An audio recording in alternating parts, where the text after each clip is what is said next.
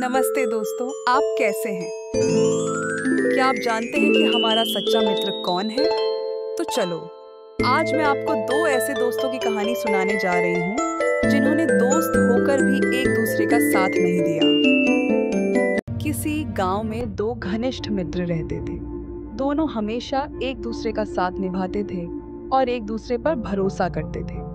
एक दिन उन्होंने तय किया कि वे अपने गांव से बाहर जाकर धन कमाने की कोशिश करेंगे, जिससे उनका जीवन बेहतर हो सके।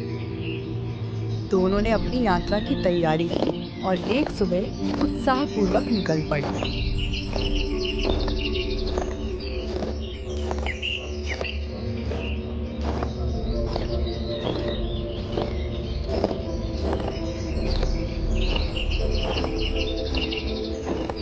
रास्ते में घना जंगल पड़ता था। जैसे ही वे जंगल में पहुंचे, वातावरण अचानक गंभीर हो गया।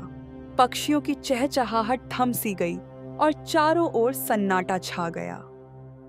तभी उन्होंने देखा कि सामने से एक भालू उनकी ओर चला आ रहा है।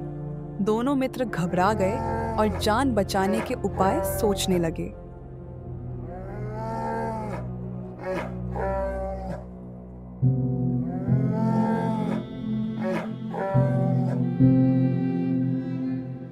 पहले मित्र को पेड़ पर चढ़ना आता था, तो वह तुरंत पास के एक ऊंचे पेड़ पर चढ़ गया। वह ऊपर चढ़कर सुरक्षित बैठ गया, लेकिन उसने अपने मित्र की कोई मदद नहीं की। दूसरा मित्र नीचे ही रह गया क्योंकि उसे पेड़ पर चढ़ना नहीं आता था। उसने तेजी से सोचा और एक तरकीब अपनाई। उसे किसी बुजुर्ग से सुनी बात याद आई कि भालू मरे हुए इंसान को नहीं खाता। उसने तुरंत जमीन पर लेटकर अपनी सांस रोक ली और ऐसे अभिनय करने लगा कि मानो वह मर गया हो। भालू उसके पास आया, उसकी नाक के पास जाकर सूंघा और कान के पास कुछ देर तक गुनगुनाया। फिर यह सोचकर वापस चला गया कि यह आदमी तो मरा हुआ है।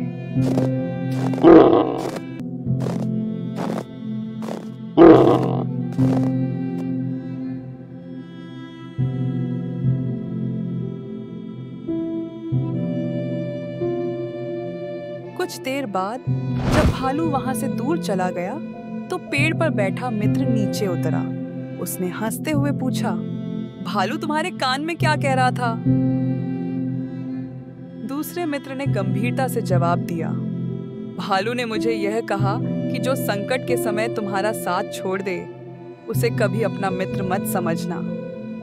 यह सुनकर पहले मित्र को शर्म आ गई। उसे अपनी गलती का एहसास हुआ कि उसने अपने मित्र को संकट में अकेला छोड़ दिया था। वह सच्ची मित्रता की अहमियत को समझ गया।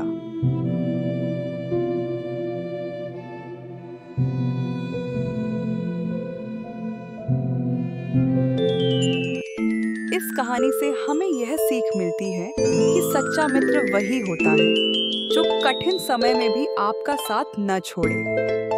संकट के समय ही असली मित्रता की पहचान होती है।